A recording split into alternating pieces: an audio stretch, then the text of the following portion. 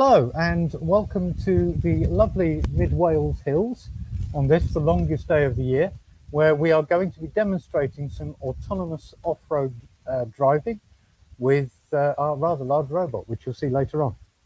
My name is Jim Finnis. I work for Aberystwyth University's Computer Science Department. And I'm Ben Roberts. I'm a postdoctoral research associate at the Pushpire and Upland Research Centre, which is where this demo is taking place today. So we have some other members of the team who you can't see at the moment, but you may see drift about on camera. Fred will be managing the robot, wrangling the robot, if you like. My colleague Pete is looking after the cameras, and Tom is managing the editing of the video stream. So there's quite a few of us up here, and a rather big robot, Trevan, which you'll be seeing quite soon. So in terms of why does this matter, what are we here to showcase? So really what we're here to do is showcase the potential of autonomous robotics in upland environments. And there's a new facility set up here at Pushpire called the Aberystwyth Natural Terrain for Unconstrained Robotics, or ANTID as its abbreviation goes by, which is also happens to be the Welsh word for adventure. And so one of the things we're keen to demonstrate is one of our robots, Trevan, and its ability to conduct a multitude of different tasks. It'll be performing a couple of tasks for you today, but it's really just to showcase the kind of flexibility of the system and what it can do. And why this is important is there are many things where robotics can offer assistance within these kind of upland areas. And that might be in the case of animal detection and weed detection in order to provide treatments. And that could be taking water to an animal or to see what condition it might be in. Or if it was on a crop setting, it could be to spot weeds and then to deploy some kind of treatment to get rid of those. And a large part of this isn't about taking away jobs from a farmer, it's about assisting them in what they do. So it also might be in locations which are hard to get to. So it could be very steep banks that you wouldn't usually want to drive a tractor on. So I'm going to hand over to Jim to run through the demo and take you through what we're about to do. So what we're going to do is drive the robot towards where we are now. It's currently a long way in front of us. I'm looking at the back of a van with a camera in it, and Trevan is over a hill just in front of that van. The robot is going to follow a road towards us. This is an automatic road following task, not like the kind of road following you have with a Tesla. This is in a lot of ways a little bit harder because this is an ill-defined road across a Welsh hillside. In fact, you can see exactly the kind of road it is. It looks just like that. So it's going to follow this road for some distance, then it's going to turn off the road and look for and move towards a sheep. Now, traditional robotics would have us define waypoints with GPS to do these tasks and move between those waypoints. Instead, we give the robot a plan which is in a language that looks quite a lot like English, that says effectively, follow this road for a certain number of meters, turn off the road at a 45-degree angle and drive for a certain number of meters again, I think it's 50, then turn another angle, drive again, and then look for a sheep, drive towards it and stop. That's the plan. But this is research software and this is a research robot. This isn't a product, it's not finished work, so it could go wrong. If it goes wrong, we'll just start the demo again. Another problem is that we're up here in the hills, a long way from anything. I just glanced over there at the mast that's connecting us to the rest of the world by a series of masts across these hills. Sometimes the video might get a bit iffy, sometimes, or even the connectivity might drop altogether. At the moment, it's good. So hopefully that'll be good. Another couple of things. There's tall grass in this field. You can see that. It's summer. There's a safety feature on Trevan that we'll talk about later, where it will try to slow down or stop to avoid obstacles. If that happens, well, it might think that the long grass is an obstacle and it might slow down. If that happens, we'll deal with it. Finally, that last phase of the demo, detecting a sheep and moving towards it, The sheep detector is not our software. It's an off-the-shelf piece of software. It's not the most reliable thing in the world, so it may fail to spot the sheep. In which case, if it looks like the robot is just going off on a frolic of its own, we'll just stop it. Okay, I think we may be ready to start the demo now. We're going to talk about how the robot navigates a bit later on when you can actually see the robot, but I think we are about ready to actually begin the demo. Okay, nice to see that we've got quite a few people online already. If you have any questions, please ask and we'll come to them when we can. You should be able to see just the top of Travan. There we go, and it's coming into view now. It's quite an alarming thing. It's an Argo Cat vehicle, 6-wheel. You'll see it in a lot more detail later on. It's doing autonomous off-road driving, following the track, and if we could switch to the visualization so we can see what it sees, that would be great. There we are. And you can see both our view of Travan and you can see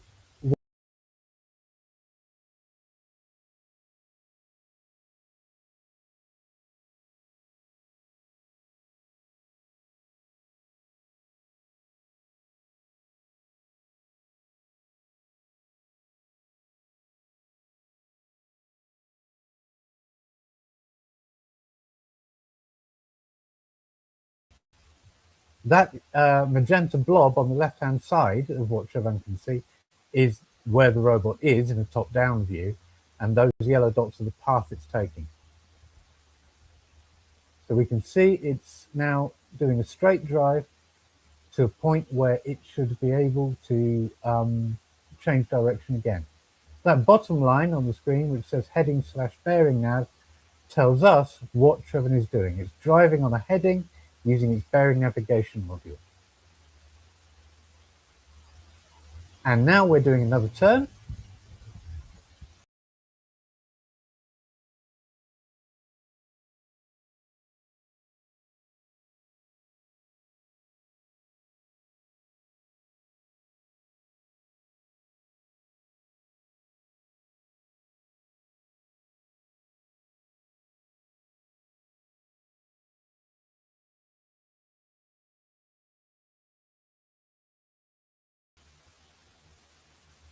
And there we go. That's what I'm seeing now on the left-hand side is my view of Travan off to my right. You can actually see the sheep in the view on the right there. And there we go. It is locked on.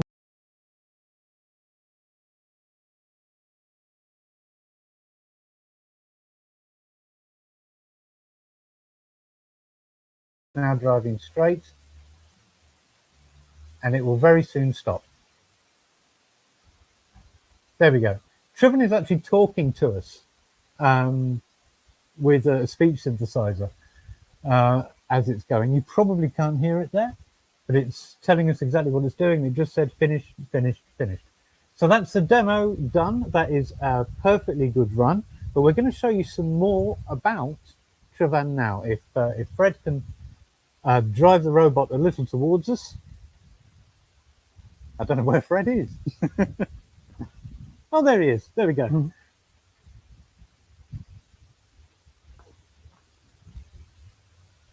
Okay, so Travan's turning towards me now. Now you might think it's a bit alarming to have a robot of this size moving towards me, but I'm perfectly safe. Actually, Fred, how much does Travan weigh? Do we know? Pardon? 400 kilos. So it's a weighty beast. There we go.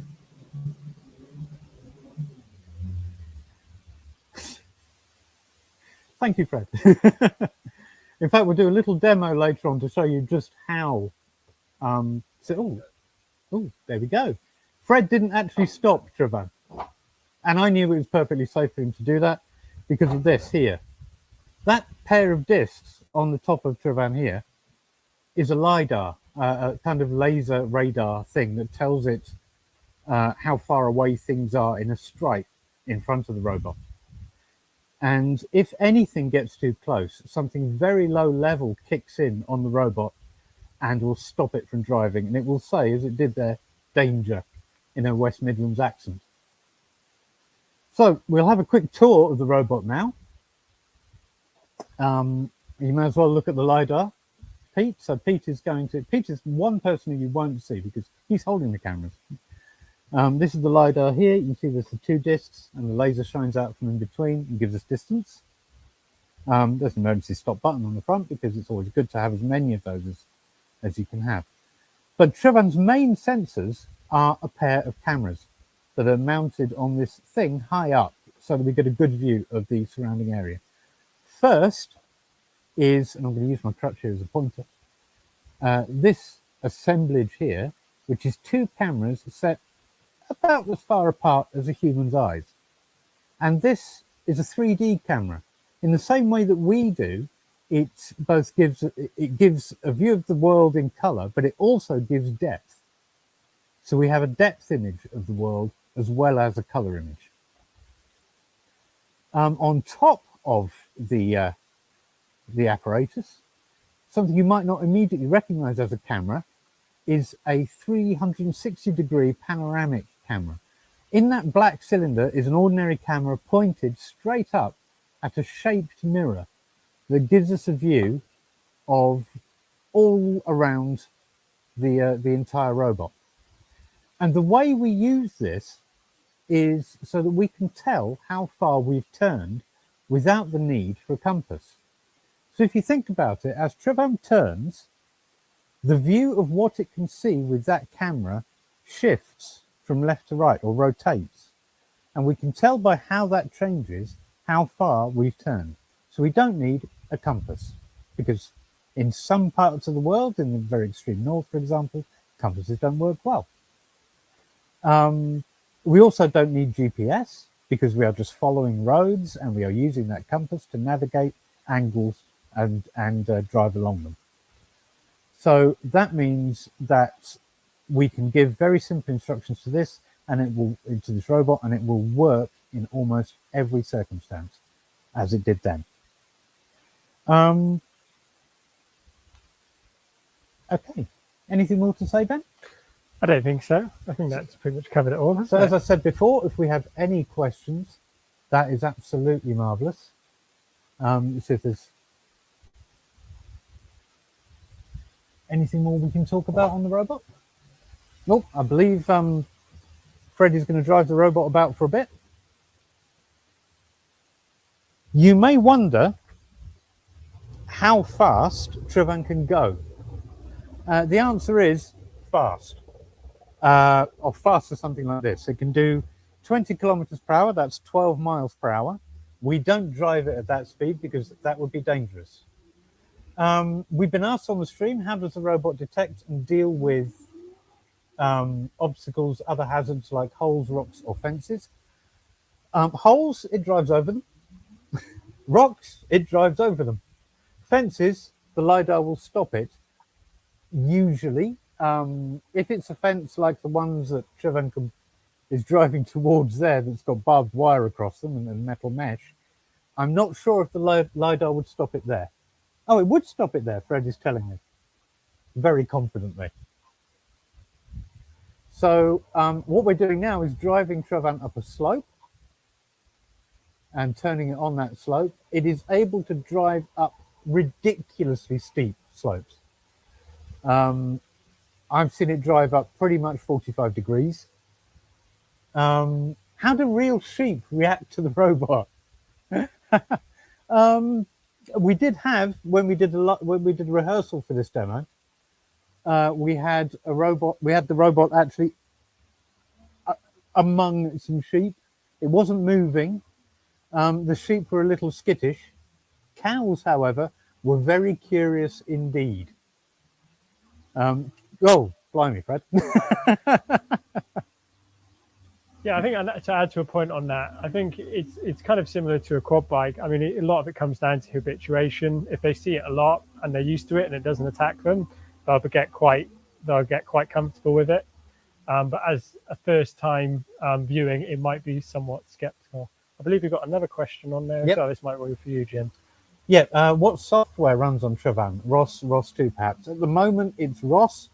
I believe we're moving everything over to ROS 2 at the moment. That is work in progress.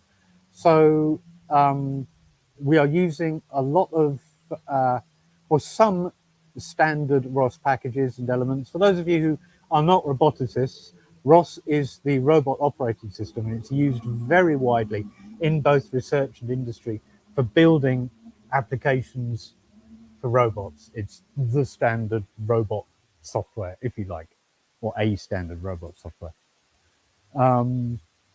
We're also using the library that comes with that 3D camera, the Z, to generate depth images, and a whole load of software we've written ourselves, obviously, to do the actual driving and state management. What is the range of the robot? Well, we don't know. In a 2-hour driving session, it loses about 10% of its charge. So that gives you some kind of idea. We could drive it a pretty long distance and for quite some time.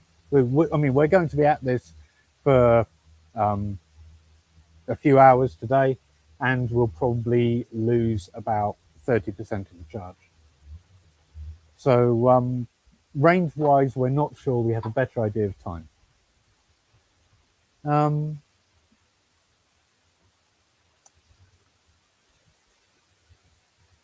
Okay, it's a little bit more about the vehicle it's based on. This is an Argo Cat, or was, I should say, an Argo Cat, not autonomous, it wasn't autonomous, it is now, an Argo Cat amphibious vehicle. Originally, there are a couple of seats there. You can see where there used to be. It's skid steer, and you can see it doing skid steering then. That is, it doesn't have an actual steering mechanism. We just drive the two sides of the vehicle at different speeds to get it to move and turn. And we're doing that there. We're actually showing the robot turning now. If the robot can't achieve a task, what it does next depends on how you've written the plan. You can tell it if you fail, if you lose track of the road or something like that, keep driving until you get the road again. Or you can tell it, if you lose track of the road, just stop, or even move on to the next task. How does the robot connect to be remotely operated?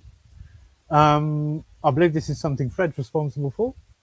We have several ways to do it. Generally, it's Wi-Fi. Well, it is Wi-Fi. But if you were using this in the field, you wouldn't need to connect to it by Wi-Fi. All the software works without Wi-Fi.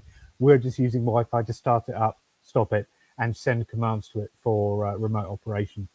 We do that both with a remote control or with a program. Tom asks, have you tested it in water? Does it still float? Almost certainly not. There's no way this thing is going to float anymore, because we took the seats out. You can see there's a flat bed in the middle of the robot. That's where the seats used to go. And under that, it is entirely made of batteries. And batteries are very, very heavy. So if you were to drive this into a river,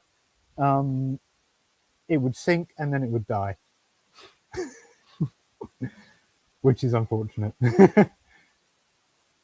But we don't anticipate driving it in rivers. It can easily ford a river, and I imagine would do so fairly happily if it weren't too deep. Any more questions? Okay, thank you very much for being with us this afternoon, when the rain is indeed holding off so far. Is it integrated with infrastructure like gates, etc.? Not at the moment. As I've said earlier, it's a research project. It's not a product. It's essentially a wonderful phrase that Ben came up with, a bag of capabilities. So we have the ability to drive along a track. We have the ability to steer by a visual compass, and we put those together with a plan. The driving towards a sheep is a demo of one of the things it could do. We could easily add infrastructure systems or systems to deal with infrastructure like gates. And we are planning on doing it, Fred tells me, which would be really useful. How does it deal with flocks of sheep? Would it go towards the flock or a single sheep? I don't know. We've not tried it. I have a feeling what it would do would be to detect a single sheep in that flock, but then skip between those sheep as it got better or worse detections on the sheep. As I say, that's an off-the-shelf piece of software that we're just using as a demo. What sort of fail-safes are or will be built into the robot? At the moment, the main one is that LiDAR facility at the front. If the robot drives too close to an obstacle, it will stop. We also have, Fred has got dangling around his neck, a large remote control like object that allows us to stop it in case something bad does happen. And we are always monitoring all the time. Yep. Fred also tells me, and has reminded me, I knew this, that because we're doing this as part of a research demo, it's not running completely off of a network. It is constantly pinging the Wi-Fi, the various different computers that we have. And if any of those connections go down, it will again stop. The little box around Fred's neck is a separate system from that is used to control industrial robots and is incredibly robust and very much tested in industry. And that's the kind of system that you have to have with a big robot like this all the time. And certainly what it would have in a productized environment. Okay, any more questions? Because I think it's about time we left the stream so we can turn around for the next go. Thank you very much, and thank you for all your questions. Goodbye.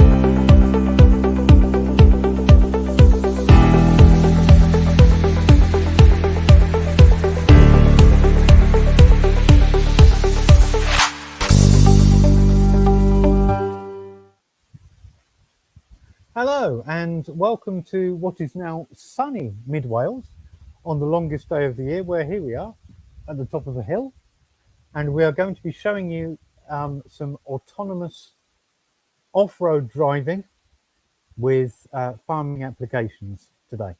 My name is Jim Finnis from the Aberystwyth Computer Science Department, and this is my colleague Ben. Yes, I'm Ben, and I'm a research scientist at the Pwllheuron and Upland Research Centre, which is where we are today. And so what we're going to show you is a demonstration as part of a new facility that's been set up here at Pwllheuron, which is the Aberystwyth Natural Terrain for Unconstrained Robotics, or the abbreviation of it, ANTID, which also happens to be the Welsh word for adventure. And so one of the things we want to demonstrate is how this robot it's a multi-capable robot. It has many things that it can do. And what we're going to do is demonstrate just one activity that it's capable of. And why are robotics important within the hills? What do they offer? Well, there's many things that they can help with. And one of the things they're really good at is detection. And so this can be of animals, or this could be of crops. And then as a result of that, then performing some kind of management or treatment. So it might be that you're going out into a field, you're seeing some weeds, and then you're going to put a treatment onto those weeds to remove them. Or it could be that you're in a crop field and you've noticed that an area isn't growing as well and you want to apply some fertilizer. Likewise, it's not just about doing jobs which farmers can do as well. It's about doing jobs which they ordinarily may not do. So it can be in very hard to reach locations where you wouldn't normally want to drive, like on a very steep bank, and often potentially driving at times which aren't suitable for a farmer because they have other activities on as well. So it's about being time efficient with the time that's available. And so I think what we're going to do now is hand over to Jim, and he's going to run through the demonstration and talk to you all about it. Yep, right. Before we do that, I'd like to mention that we have some more colleagues here. So there's Tom, who is in the back of the van that I'm currently looking at, and he's editing the video stream. We have Pete, who's operating the cameras, and we have Fred, who's wrangling the robot, which is quite a long way in front of me, in front of the van. You can just about see in that view Trevan, which is the robot we're going to be using, and is the final member of our team. We'll see a lot more of that robot later on. First, I'm going to talk about what we're going to be doing. We are going to be, or Trevan is going to be, without any control from us, driving along an ill-defined road, rather like, in fact, exactly like the one that stretches out here, a typical farm track or farm road. It'll drive along this for a certain distance. Then it'll come off that road at 45 degrees, drive a bit, then make another 45-degree turn, and then head towards a sheep. It will look for a sheep, it will find a sheep, and it will drive towards that sheep and then stop. This is just a test of something that a robot could possibly do, and we write the description for this in a language that's very like English, a simple planning language. You'll notice that we don't have to specify any GPS coordinates or stuff like that. This will work perfectly well if there isn't any GPS. It'll even work without a compass, and we'll explain how that works later on. A little bit of expectation management. This is research software, and research software often goes wrong. It's not a product. It's just to test some ideas and see if they work. It might get stuck, it might stop, and then if that does happen, we'll just restart the demo. Another thing that might happen is you'll see that the field behind us, it being midsummer, is full of long grass, and that might trigger Trevan's safety mechanisms that I'll talk about later on, and might make it slow down. It might think that long grass is an obstacle. Finally, up above me is a radio mast that we're communicating with. You can see it on the hill above the van there. In fact, no, sorry, this is the view from the radio mast down towards the van. And our internet connectivity, by which you are viewing us, is hopping across several masts across these hills. So the connectivity might go a little bit wobbly from time to time, but hopefully it will all hold up. So I think we're ready to start the demo now. And we're just signaling to Fred that he can push the go button on the robot, metaphorically speaking. And we're now switching to a view of what the robot can see. At the top of that view, you can see a strip of images. It looks like there's two roads. That's the same road. This is a panoramic 360-degree view. Below is a view of what's in front of the robot, and overlaid on that is various details so that we know what the robot's doing. The shapes that you can see superimposed on the road are the robot's idea of where the road is. Green means good, it knows exactly where the road is. On the left-hand side, there's a sort of magenta blob with some dots above it. That is a top-down view of the robot. The green dots are where those road follower shapes are in the world, and the yellow dots are the plan the robot is following. And now you see we switch to another driving mode. This is the second part of the plan where we have driven at a 45-degree angle and we are moving off the road. You'll see the plan is going straight ahead again because we've completed our 45-degree turn. We had a little stop there, possibly because of the long grass, as I mentioned earlier. And we are moving forward. Do feel free to ask questions in the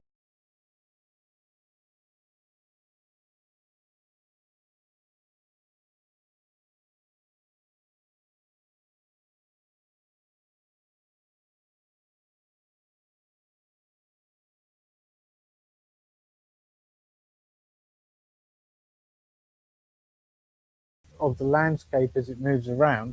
That's how we know how far we turned. No compass required.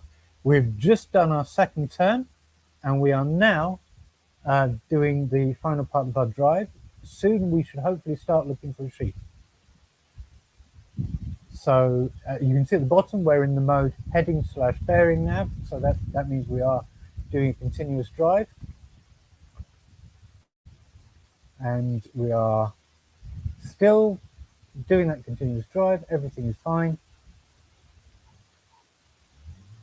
Now we have moved to sheep detection and we've detected the sheep straight away and we've done a turn towards it. We are moving towards the sheep and we have got a good lock on the sheep and we will soon stop because we are stopping within 2 meters of the sheep. And I've just heard Trevor say, finished, finished, finished. So we've had a couple of questions in the chat. I will come to those later. Actually, now we'll move Trevor towards us and I'll answer the question. So, Ben, if you want to answer the first question there. Yeah, so we've got there to assist the farmers. Oh, there you go. It's popping on screen right now. Yeah, it certainly could be used to do that. So in a way, this is exactly what the demo is showing, that, you know, with giving it very basic commands that we can set it up. It will locate the sheep in a field. Obviously, if you could have feed located on board there and with some kind of mechanism to release it. And so, yeah, that's certainly something that could well be done. And then below that, we've got another one related, which is what happens if it's surrounded by a large flock of sheep. Oh, Jesus. Okay, so I'll take this one. It's a more robotic question. Yeah. At the moment, the planning language is very, very simple. There are contingencies in the planning language. You can say things like, if you've lost the road, maybe because there's a large number of sheep on the road, then stop and abort, or keep driving in a straight direction until you find the road again. That might be the best for that, because if you imagine that you've got a load of sheep in the road, Trevor would drive towards the sheep, it would lose the road because it's full of sheep, and it would stop when it's anywhere near a sheep. It can just wait for the sheep to disperse, which I believe they probably would, Ben. They would, yes. Yeah, and then Trevor would lock onto the road and move on. But this is still quite simple. As I said at the beginning, this is a research platform demonstrating some capabilities that would be useful in a robot that could be used for this kind of thing. If you were to actually build a product that were intended to feed sheep autonomously, you would probably construct the robot rather differently, and you would give it some rather more complex plans. But we are showing an important capability here for off-road driving without the need for waypoints, without the need for GPS, things like that. So what we're going to show now is Trevan's safety features, and I'm going to put my life at risk. I'm going to just stand here, and Fred is going to... This always makes me nervous. Fred is going to drive Trevan towards me so that we can have a closer look at it, and he's not going to do anything. Unless, of course, Trevan mows me down, in which case he'll hopefully run to my aid. It's right behind me, isn't it? It is. It is, right. Okay, I can right hear it behind you. rumbling gently as it's trying to get closer. If I move, yeah, it's edging forward. So, one more question has come up. I'll move on to talk about the robot in a second. So we have another question, which is, what are the biggest challenges for navigating autonomously off-road? The most difficult problem is, how do you define a road? If we're talking about following ill-defined roads, you can see that the road behind me, it's marked by a change in color. The middle section it's essentially two gray strips with a bit of a green strip in the middle. So we can tell that this is a road by the fact that it's a different color. And that means we can follow it by using statistical techniques to try to follow those changes in color. This even works on very much more ill-defined tracks. We've had it following a track through the woods. We've even had it following tracks where it's just a piece of grass that's been flattened across a field. There's enough of a difference in color, and there's enough of a difference in how the depth varies that we can do that. So we can follow ill-defined roads. That's one of the challenges. Another challenge is how we move across a field following a bearing, and how we know we've traveled enough distance. And we just do that with, I believe, dead reckoning at the moment. So we know that the wheels are turned a certain amount. That means we've traveled a certain amount. You would probably write a plan that says drive a certain distance until you meet another road, or until you're in about the right place to look for a sheep. Plans can say things like drive for 200 meters, or until you cross a road. When you meet the road, turn right, follow it for 500 meters, and then turn off the road. That kind of thing. That's the form of our navigation. The other issue is turning. How do you know when you've turned 45 degrees? And we do that with the panoramic camera. So let's go and look at the robot now. You'll see at the top of the robot, there's a cluster of instruments. There we go. Now, the top thing that looks like nothing on Earth, if you're not a roboticist, is the panoramic camera. In that black cylinder, there's a camera pointing upwards. And that weird shape in the Perspex tube is a parabolic, I think it's parabolic. It's a hyperbolic. I've just been mouthed that. Is a hyperbolic mirror. So you've got a camera pointing straight up at a mirror, and that gives us a view all around the robot.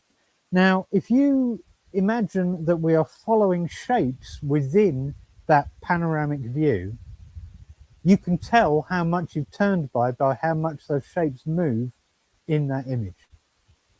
And that's a technique we call the visual compass, and that helps us navigate without actually needing a compass, because compasses can sometimes be surprisingly unreliable, particularly the further north you get. Now, directly below the panoramic camera is this thing here.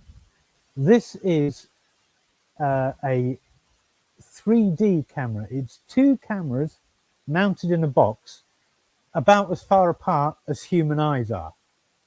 And this gives us both a color image and also a depth image. So we know how far away each pixel is, as well as how, as well as what color it is.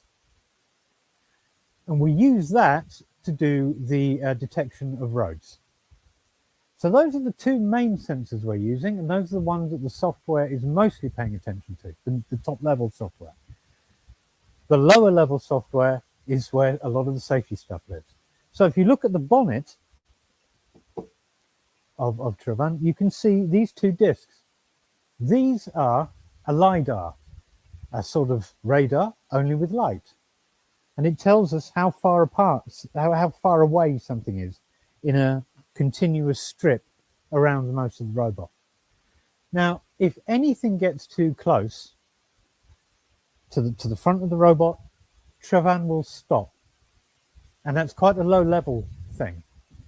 So it can be doing anything else at the top level, but if it hits anything or goes near anything, it will certainly stop. There are quite a lot of other safety facilities on the robot. All the robot's components are continuously talking to each other. There are several computers on board, and all of these computers, if any one of them goes out of communication, the rest of the computers will go into a fail-safe state and will stop. In addition, Fred, who's been looking after the robot, has a big orange box around his neck with some buttons on it. And this is an industrial system. It's an off-the-shelf system. And if that goes out of range, or Fred pushes one of the buttons, it will cut out all the power to the motors. Now, talking about the robot itself, as you can see, this didn't used to be a robot. There's clearly room for seats in it. So, you know, you could have sat in here. You can't sit in here now where these laptops are. Underneath that, there's batteries. It used to be petrol driven, or was it diesel? Diesel, I think. But it used to be an internal combustion engine. Those are really difficult to control by robotics. So we took all that stuff out and we replaced it with a pair of big motors and an awful lot of batteries. And then in the back, behind the seat rest, there's a box that holds all the computers and other control systems. Okay, so are there any more questions? Whoa. So we're going to now show you what Travan can do. It's a big robot, as you can see. It weighs 400 kilos, and it can go really fast, or certainly faster than one of these. It's skid steer, as you can see. There's no actual steering mechanism. What we're doing is driving the two motors, each of which controls left and right, at different speeds to make it turn. It can reach a top speed of 20 kilometers per hour. That's 12 miles an hour. And we don't drive it at anything like that speed because that would be pretty dangerous. You can see that, you will see in a moment, we're going to drive up a pretty steep hill, and this is still nowhere near top speed, but it's quick enough. That hill that is in front of us is about 1 in 3, I think. I have seen Travan get up steeper hills than that. I don't think we're going to risk it all the way to the top today, but we can. That what we're hearing, I can just hear it, is the words "bad ping." That's the robot has wandered away from our network and is telling us that it can't talk to the network. That's a safety feature. How steep a hill can it climb? This is something we can only test destructively. But we've done 1 in 3, 45 degrees, Fred is telling me fairly confidently. And yes, we've driven one of the steep hills in the woods behind our running track at the university fairly well. And here I could hear it saying danger, danger. So I think it's decided that the grass is an obstacle. It's very long grass that it's driving through at the moment, but it will be heading back towards us. This, by the way, is not an autonomous drive. This is Fred controlling the robot by remote control. The drive you saw earlier, where you were seeing the visualizations of what the robot was seeing, that was entirely autonomous. It wasn't being steered. Fred wasn't doing anything. The drive towards me as well, Fred basically told it what direction to go, pushed the go button, and then waited until it stopped. Okay. And here it comes back onto the track again. And you can see the boom that's behind it. That the only purpose of that boom is behind me again, isn't it? The only purpose of that boom is to hold the GoPro so that we can see the view from the back. So, any more questions?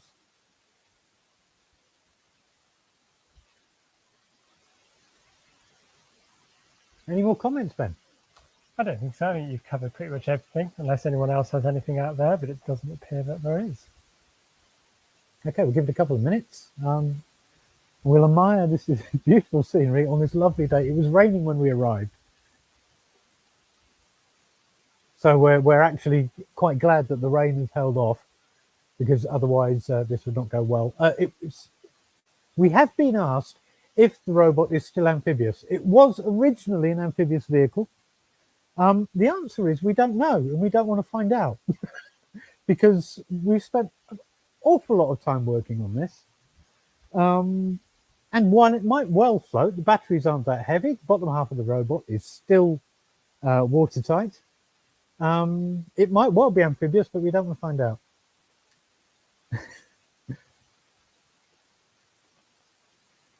Okay.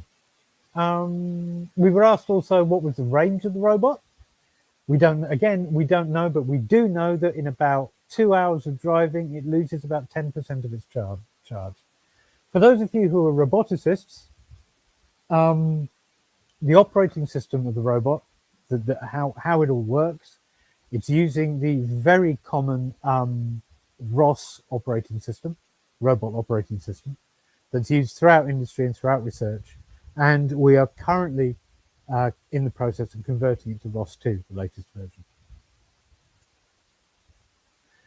If the robot can't achieve a task, by the way, this is similar to the program that Cloud asked earlier. If the robot can't achieve a task, rather like, if it gets stuck in a field of sheep, will it keep trying or does it give up? Well, we put things in the plan to say what to do. At the moment, the planning language in its current iteration as a research project is quite simple, and we just have clauses that say if it loses the road, then give up, or if it loses the road, then keep driving until you find the road again, or if it loses the road, then stop for a while. Connectivity, by the way, we have Wi-Fi here.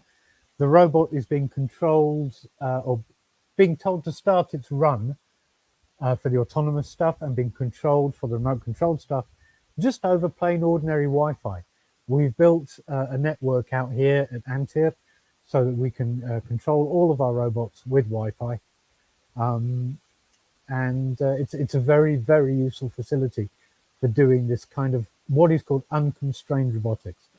And most robotics that you think of tends to be robots in factories or robots where there are other constraints in the environment.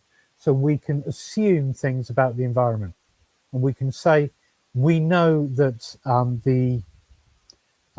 there's always this shape at this point, and we can rely on that being there. But this is an unconstrained environment that anything goes, anything could happen. What are we currently working on with the robot? Currently, we are improving the road following system. We are improving the topological planner. That is the system by which we give plans to the robot so that it's more powerful.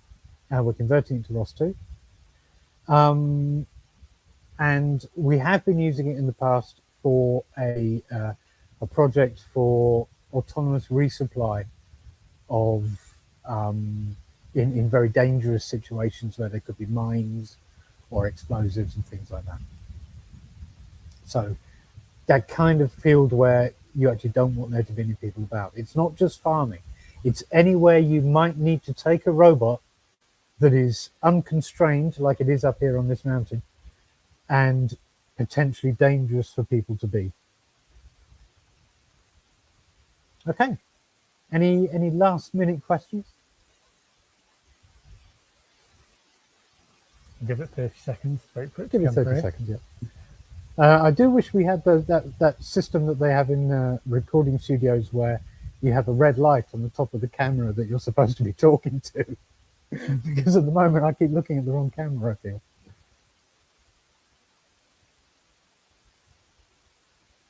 Okay, I think that's it. Thank you very much for joining us on this lovely midsummer's day in mid Wales. Thanks.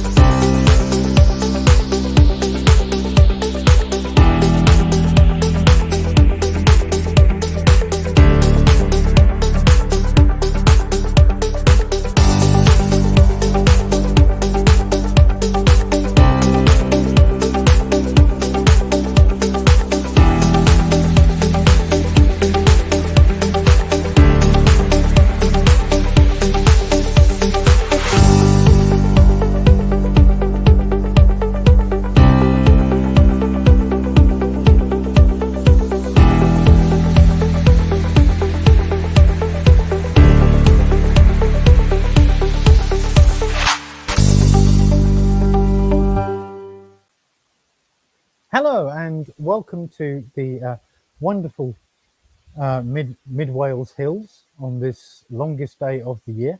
My name is Jim Finnis. I work for the Computer Science Department of Aberystwyth University. And I'm Ben Roberts, and I'm a research scientist at the Pwllheuran Upland Research Centre, which is where this site is today. We have a few other people who are off camera. We have Pete, who's operating the cameras. We have Tom, who's editing the video stream.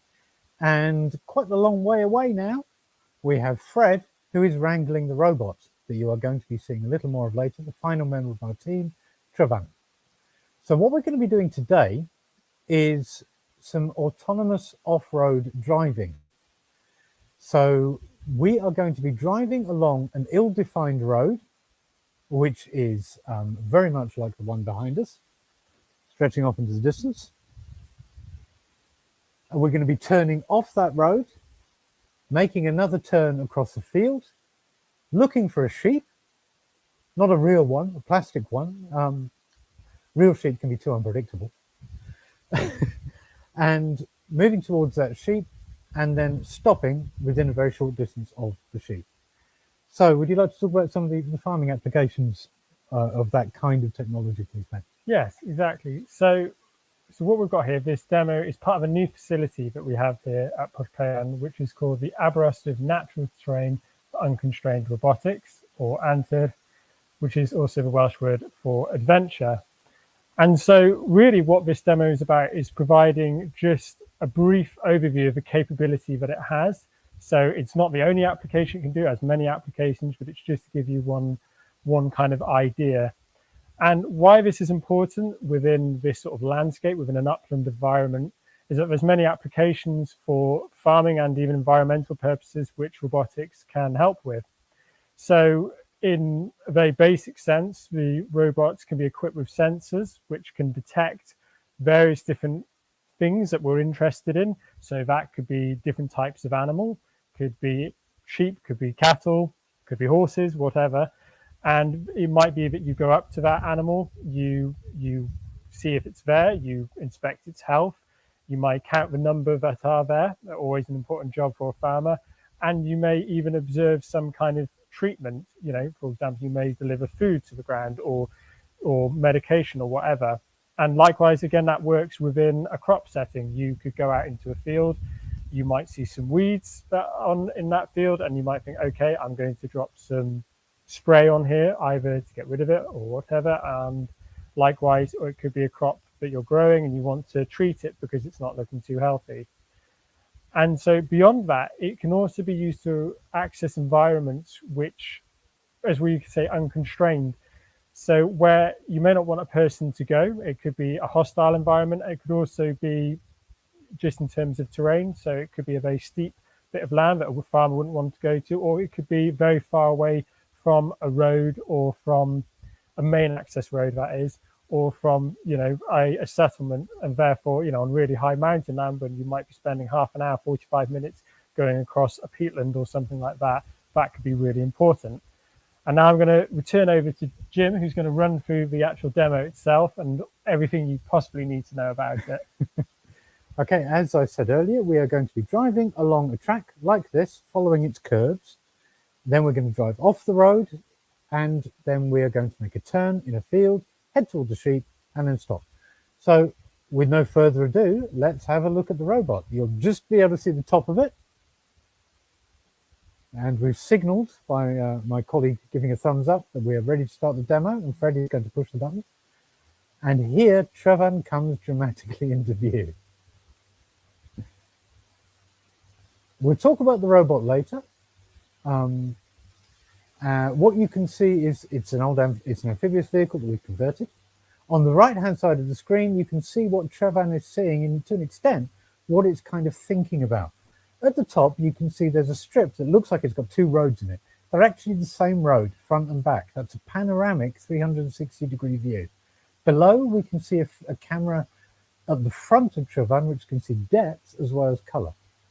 And overlaid on that camera is the decisions that Trevan is making about the road it's following. Those shapes are where Trevan thinks the road is.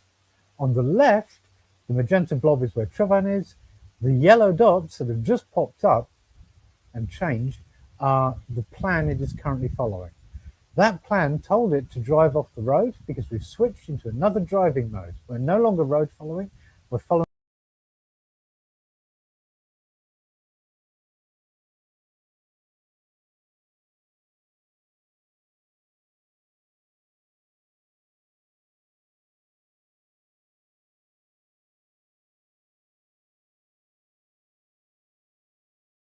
around it as it drives, so it knows how much it's turned, and that you can see that happening in the top image. And now we have the third part of the plan, another turn. This is where we are turning towards where the sheep is. I can just see Trevan coming into view on my right. In fact, you can probably just see us from Trevan's view. I'm at the back of the van. And we are now heading towards where we hope to find the sheep. You can just see the sheep in the center of the view coming up. Trevan has fortuitously is already driving almost straight towards it. We're about to change mode going into the sheep detector. There we go. And we have now locked onto the sheep. We've gone into sheep detection mode, found the sheep, towards it. And we will stop very, very, very close to the sheep.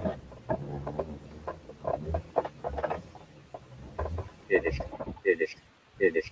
Action. There we are. And you stop forever, stop. You should have been able to hear Trevan there in a rather robotic, obviously it's a robot, West Midlands accent, for some reason I can't remember now, telling us what it was doing, and it has finished another successful run.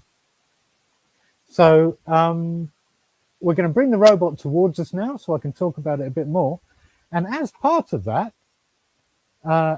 we are going to demonstrate the robot moving towards me, and we're going to have a look at one of its safety features, which is if there is anything in front of the robot, it will stop.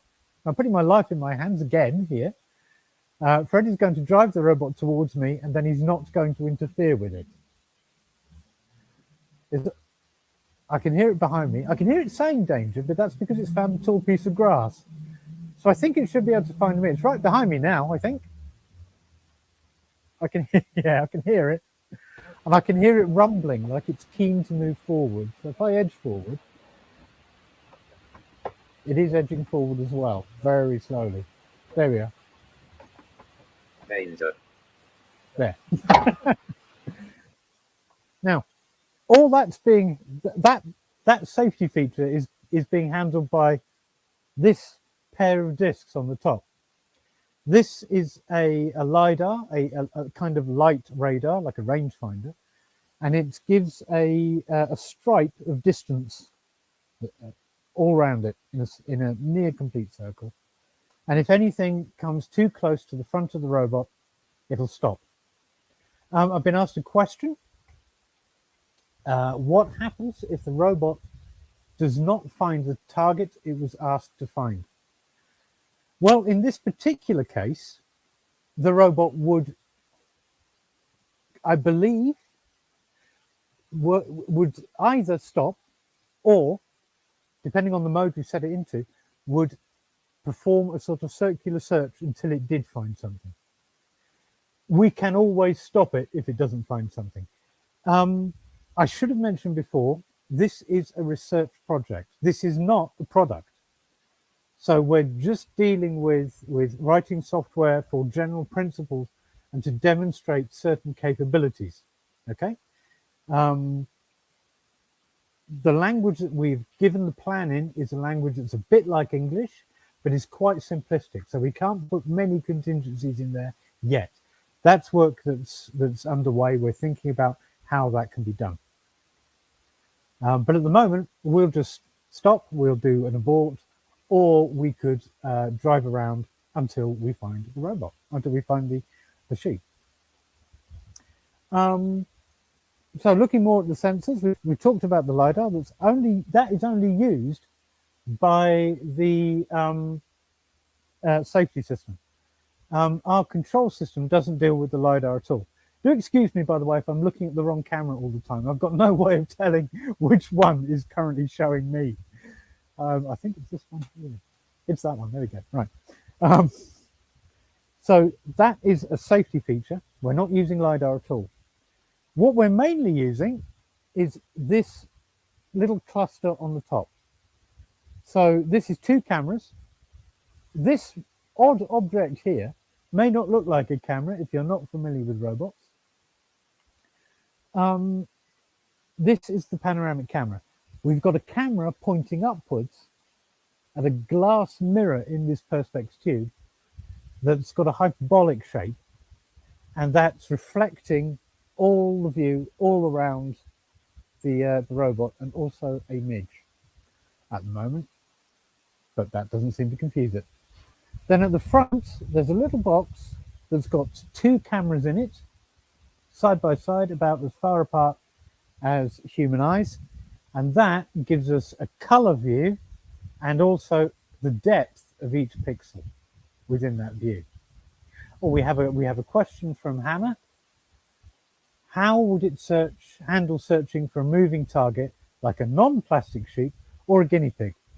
I don't know why guinea pig, but if this were a non-plastic sheep, this is off the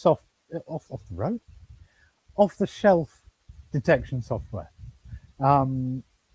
So it's a little unreliable, but it does seem to work. But we're just getting it to look for generic animals at the moment and tracking a generic animal. The way it does that is it will lock onto and then track the first animal it finds. So if it were a moving target, it would follow that sheep. If the sheep moved, it would turn towards the sheep and it would follow that sheep until it got too close, and then it would stop. But it's more likely it would just keep following the sheep, because sheep tend to move away when a robot comes at them, conveniently enough.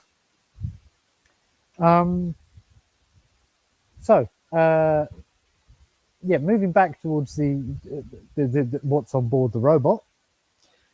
It was once an amphibious Argo vehicle, 6-wheeled, as you can see. It's skid steer, so there is no actual steering mechanism on the vehicle at all. Instead, you just drive the 2 sides at different speeds to make it move. It used to be diesel powered, but we took out the internal combustion engine and replaced it with a pair of big motors, 1 on each side. And we, as I say, we drive those at different speeds if we want to turn. Fred is now going to demonstrate that. There we go. One being driven forward, one side being driven forward, one side being driven backward.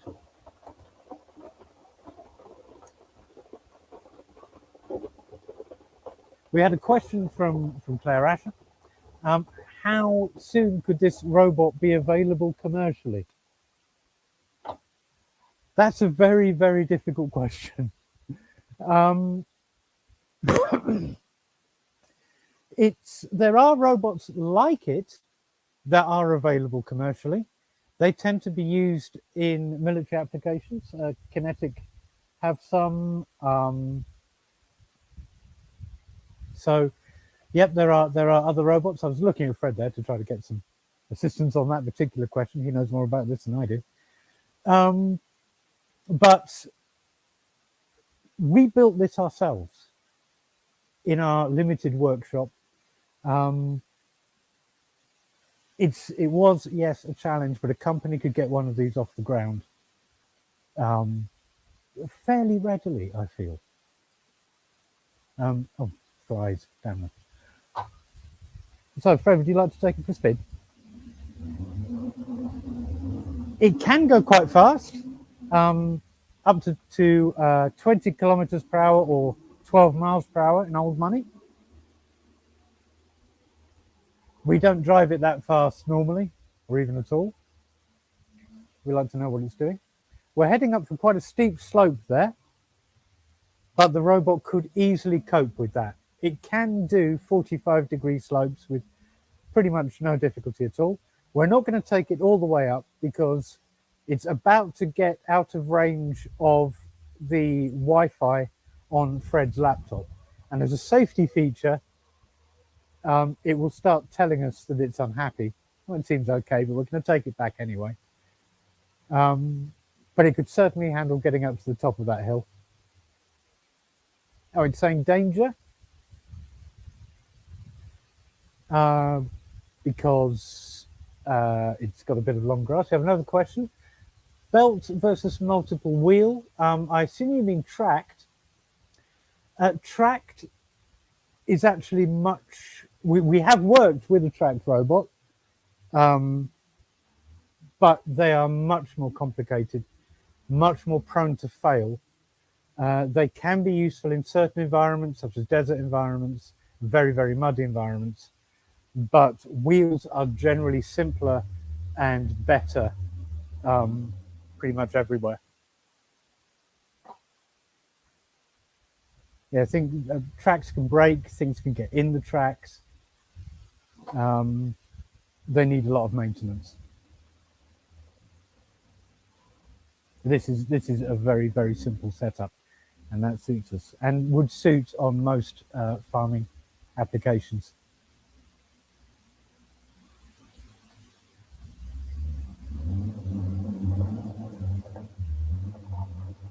Okay, we're moving the robot towards us again. What else can we talk about on the robot? We have an enormous number of batteries in there. I was asked earlier if it was still amphibious. It used to be amphibious. It might even still be amphibious, but we don't really want to find out, because if it turns out not to be amphibious, we'll have just ruined a rather nice robot. It's full of batteries where the seat used to be in the middle there. So maybe they'll weigh it down a little, maybe not. They're not that heavy. What programming languages are used? Now that's a good question. On this camera, here we are. The system that we're using is the robot operating system, which is very widely used in industry and in research, and we are programming it in C++.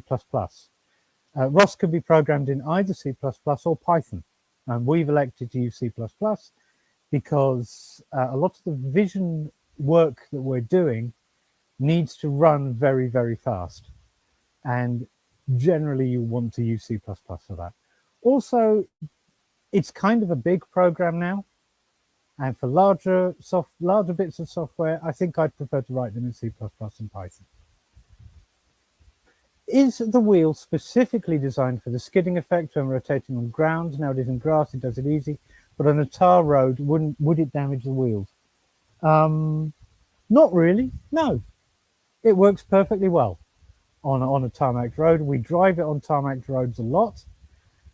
It's a 400 kilo vehicle, which sounds like a lot, and it is a lot, but we're not driving it very, very fast. And these are very, very tough tires. So it can easily handle that skidding effect, as you point out. But it's a good question, yeah. Any more questions? There is, by the way, a roughly a 30-second lag on the outgoing stream. So we will see any questions 30 seconds after you ask them. So there will be sometimes a bit of a delay, but we do have a couple more minutes to talk about, to answer any more questions. Getting warm out here now and the horseflies are getting up. And Peter's wearing his shorts, which I think he may be regretting. On the perception sensors, yep, there are 3 sensors. That's not including kind of interoceptive stuff like the various fail-safes between the computers, but there are 3 sensors of the outside world. We have the panoramic camera giving us a 3-dimensional view, which is kind of unwrapped to a strip. We use that as a compass because as that image moves, we know how far we've rotated. So, for example, if we rotate 45 degrees, you'll see we can track shapes in the landscape in the line between the horizon and the sky.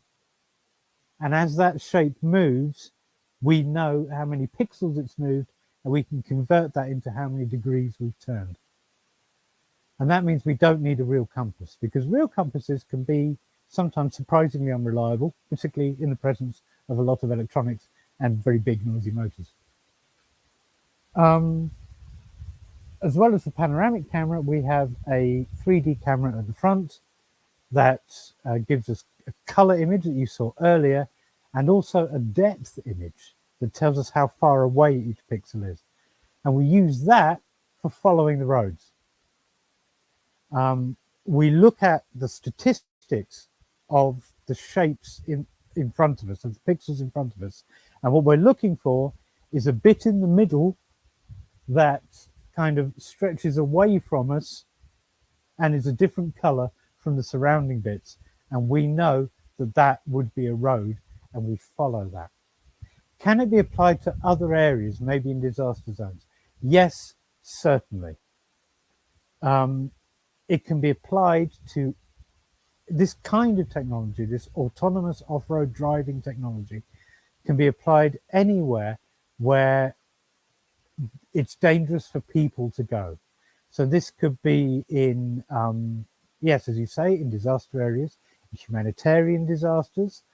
It might be difficult for humans to get there, or dangerous for humans to get there, but we can drive a robot like this with an enormous amount of supplies on it, using a topological plan.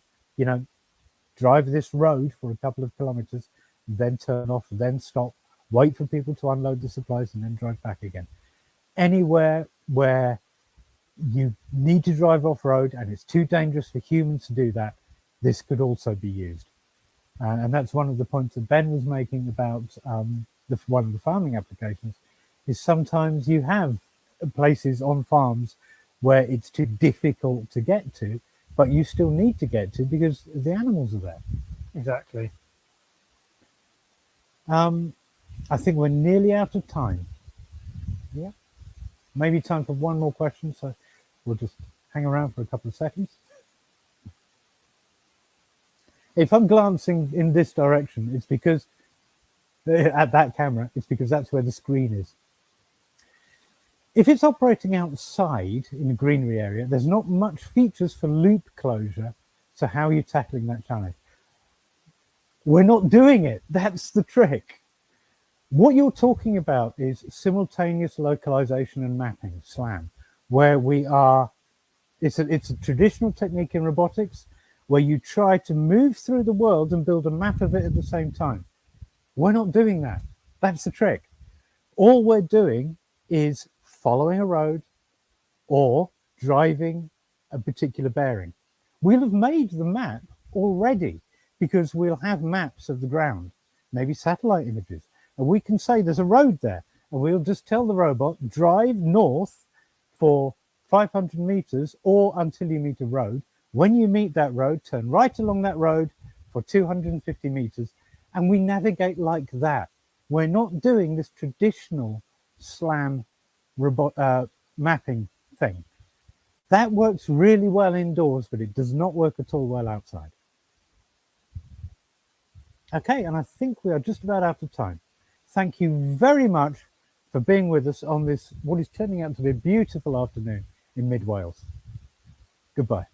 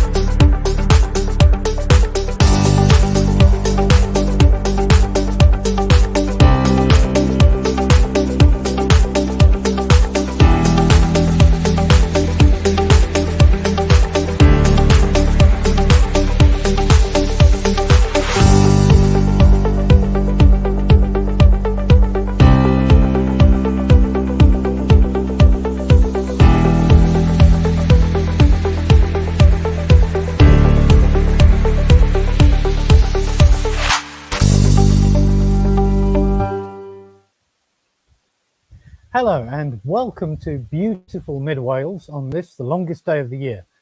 My name is Jim Finnis. I work for the Computer Science Department at Aberystwyth University.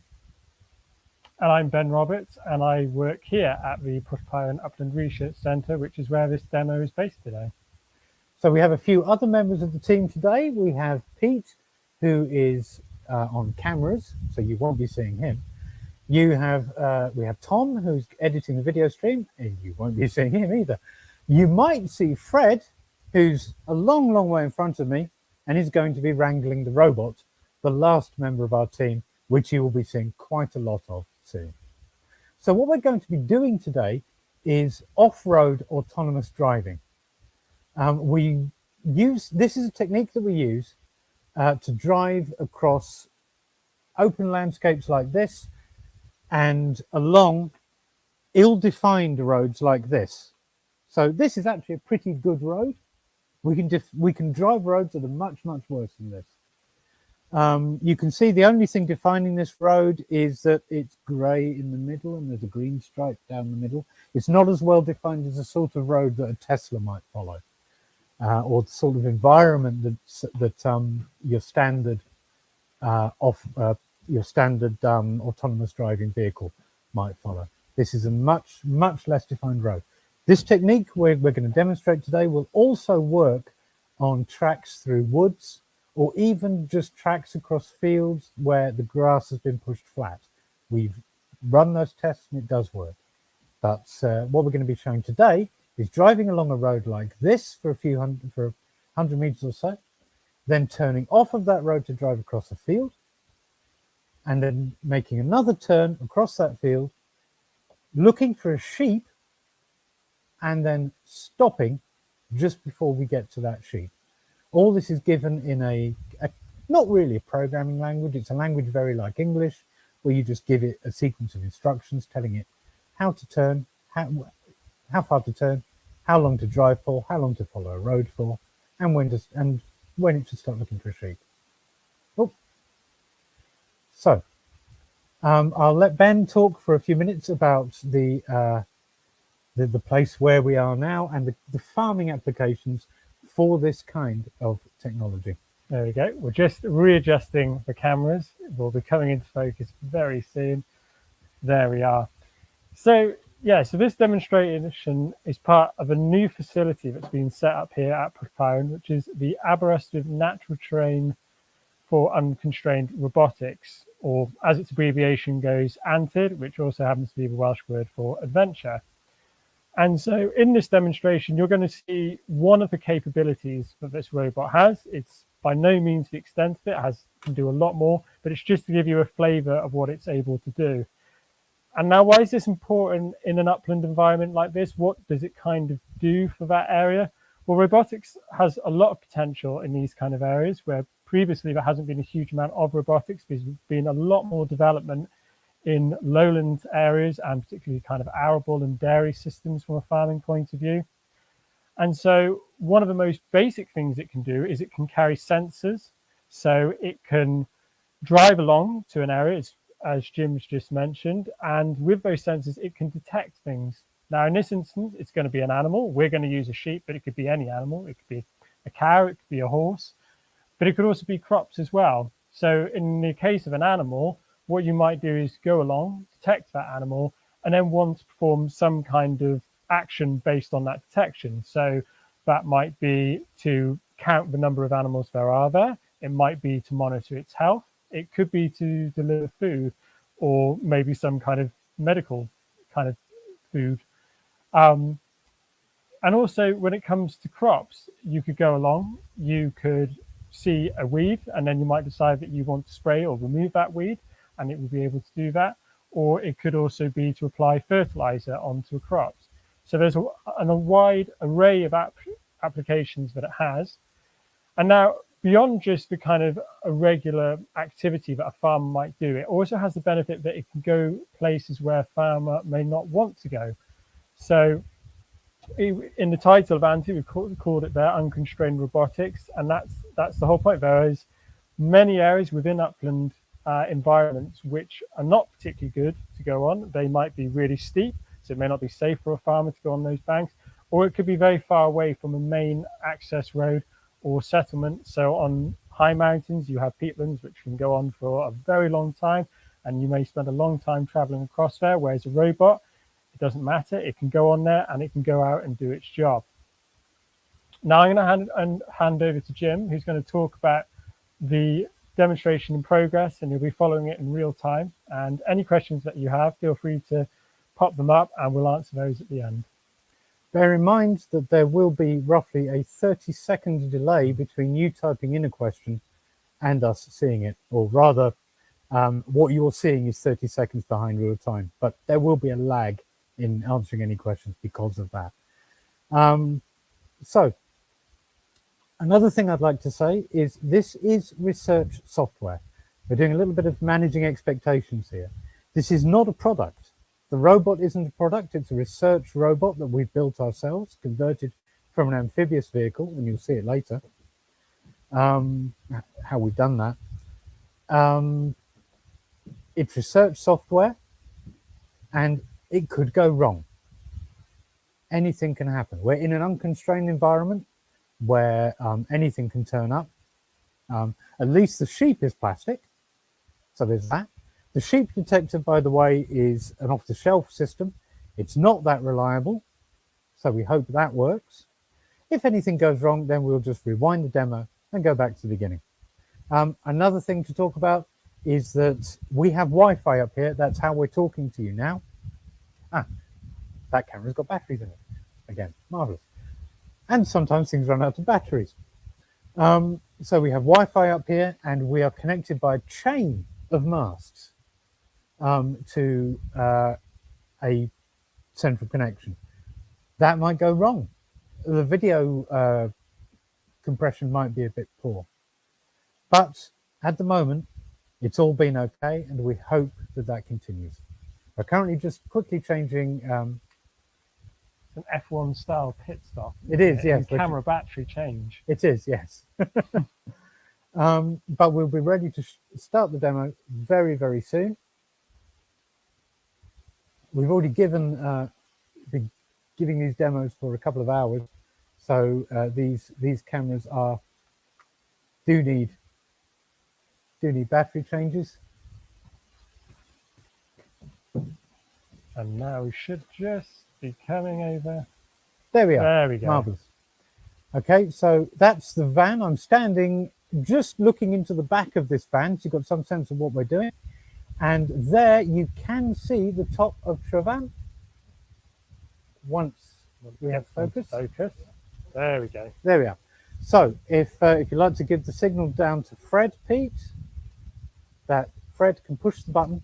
Any driving you see now will be completely autonomous. And Travan will slowly start to come into view.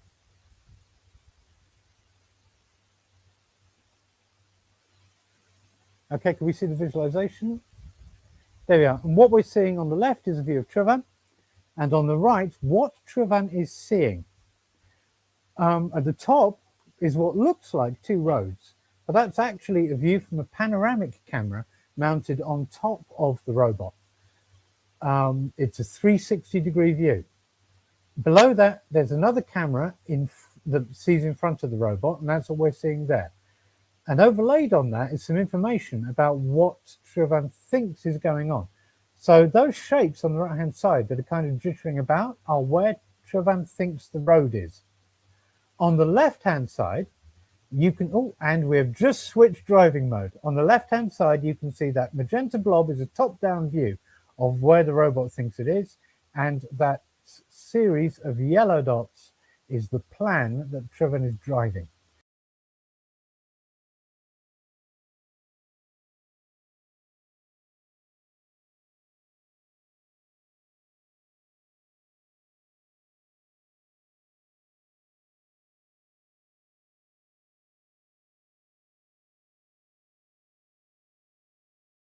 You can see a couple of shades, green and blue, in the panoramic view that show how Travan is navigating. It's looking at a little sequence, a little shape in the landscape, and seeing how that shape moves between images.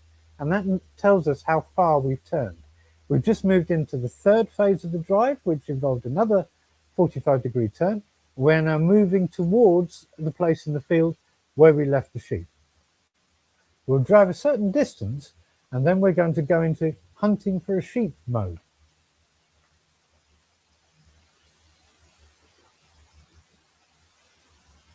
So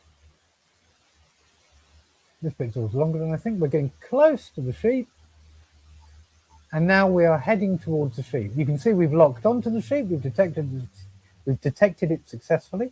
We are turning towards it, and we are now moving towards the sheep. There's a couple of questions. I'll answer those in just a second. And we'll stop within about 2 meters of the sheep. Finished. Action. Stop forever. Stop. Finished. Action. Stop forever. Stop. The voice of Trevan there. You might have been able to hear it in the background. It's very useful having a robot that talks. Okay, the 2 questions. So the first is just really a comment. The second question, does it accept both autonomous driving control and human commands, or only autonomous? It will accept both. And so we have go into drive mode, where it will execute the plan, and that's what you saw just now. That entire sequence of driving that you saw was completely autonomous, with no human control at all. And we're now going to demonstrate the human commands to an extent, because what we're going to show now is, you'll see some more driving later, but what we're going to demonstrate now is Trevan driving towards me, being instructed to just drive in a straight line, having been turned by human remote control. Trevan will drive towards me. Fred is just getting the angle right.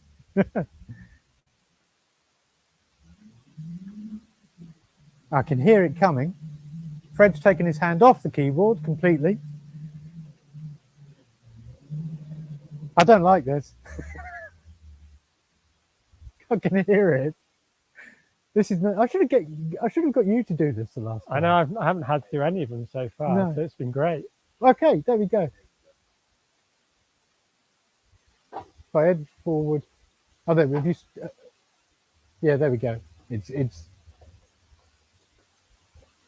right. Fred wrote the safety code. Turn it off. What's happening there is there's the clever autonomous driving stuff that you've just seen, and there's the human control stuff. But below both of those layers in the software, there is a safety layer. And that is all that this piece of hardware mounted on the bonnet is used for.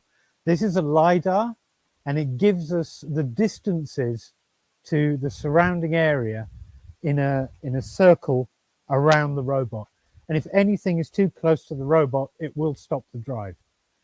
And that is quite low level. So that is one of the several safety features that we have. There are other safety features. All the computers involved are always talking to each other. The computers that it includes the computers on board and the computer that Fred is holding to send commands to the robot. And if any of those computers stop talking to each other because one of them's crashed, or it's gone out of Wi-Fi range, or the network's gone down, then the robot will stop. And finally, Fred has got round his neck a big yellow gizmo that is an industrial robotics system bought off the shelf. And if Fred goes out of range, if Fred goes out of range or pushes a button, then the robot's motors will stop and be braked. So that's a safety system. I'll just ask if my colleague found a bottle of water.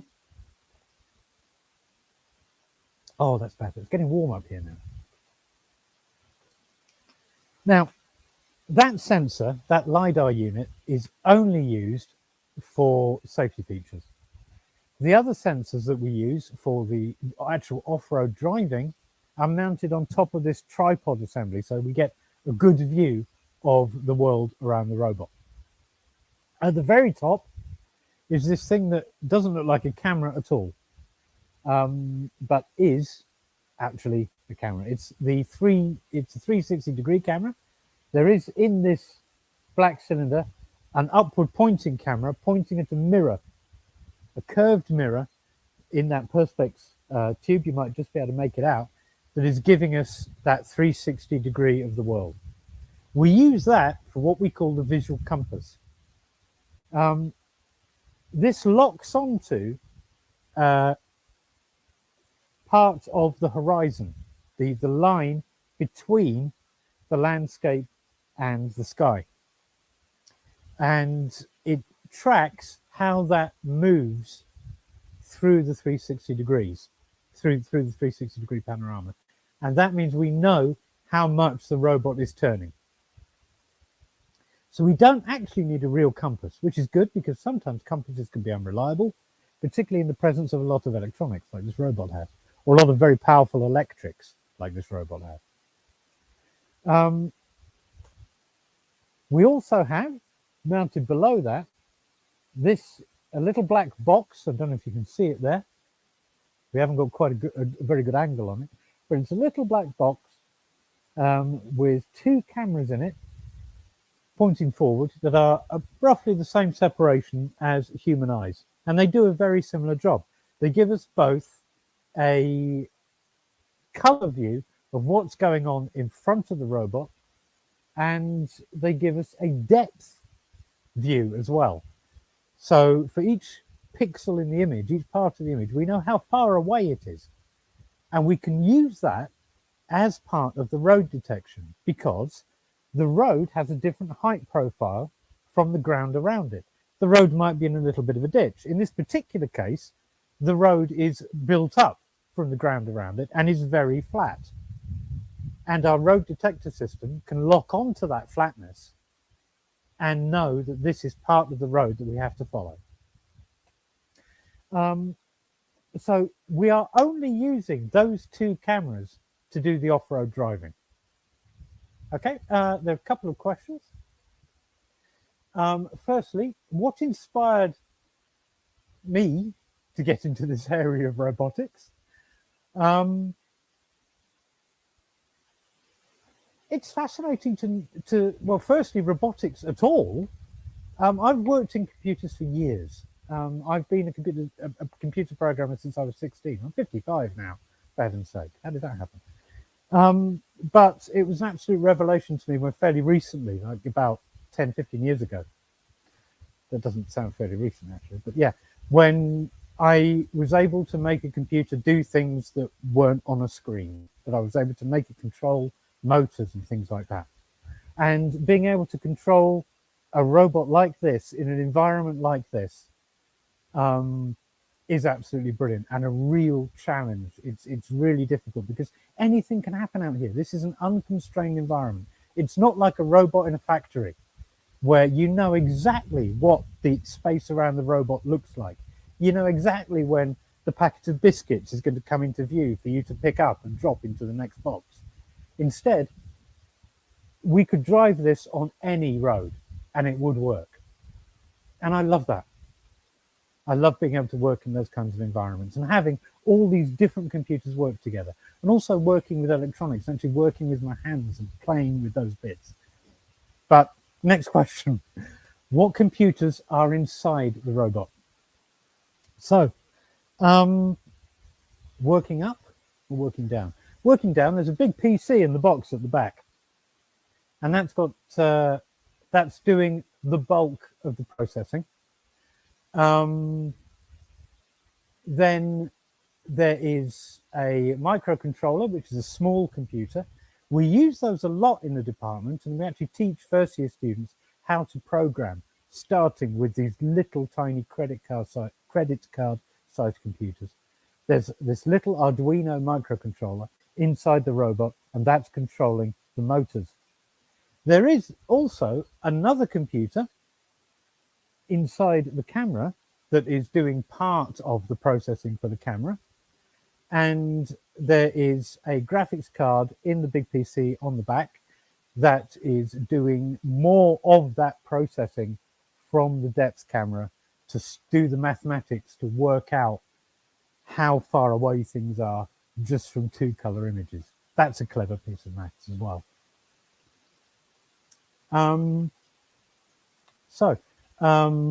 You might have also heard, as we were trundling across, occasionally Trevan said danger, danger, danger in its wonderful West Midlands accent.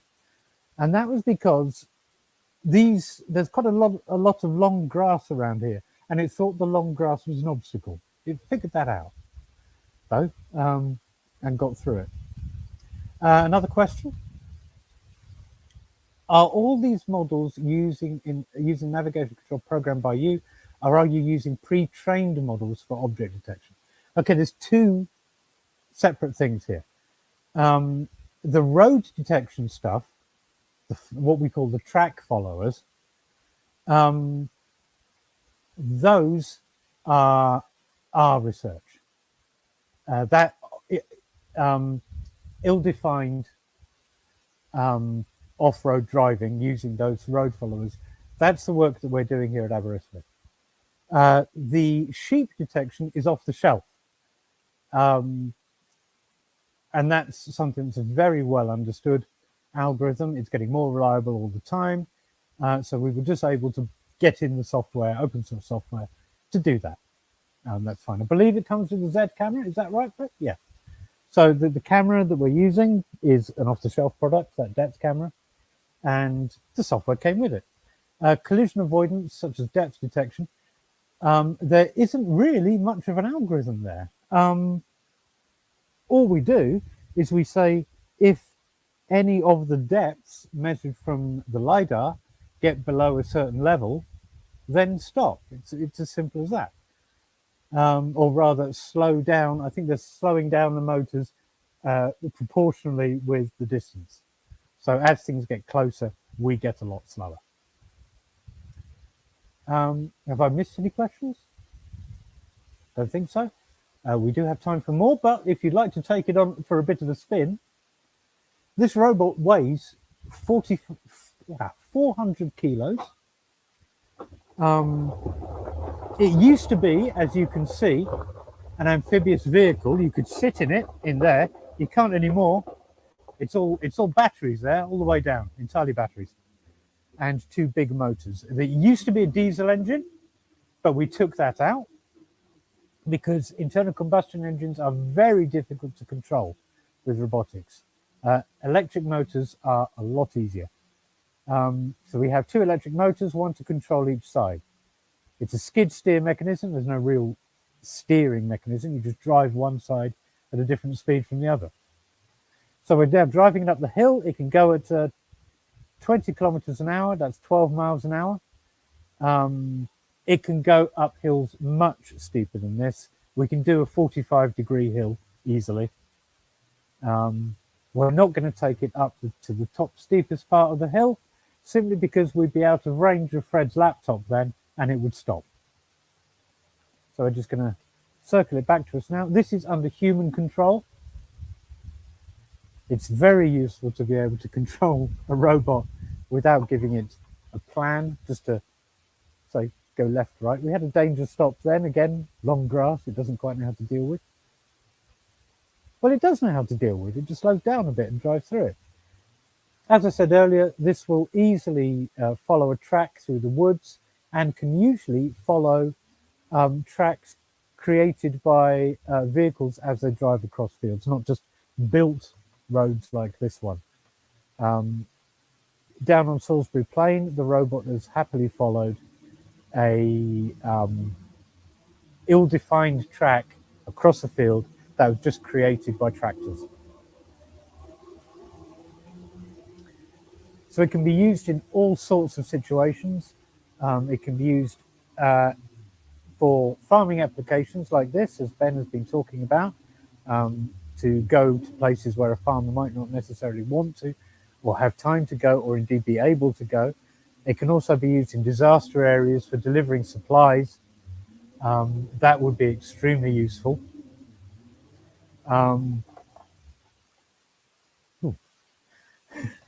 Still makes me nervous when I hear it running behind me. We do have time for more questions, I think. A little time. I do wish there were lights on top of these cameras so I knew which one to look at. I'm on Pete's camera. There we go. I don't think he knows.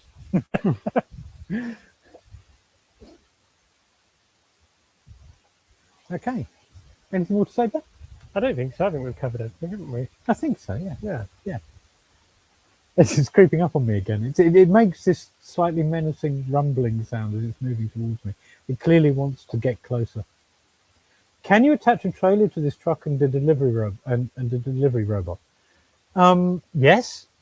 Yes, you could attach a trailer to this robot. As I say, though, this is a research robot. It's not a finished product.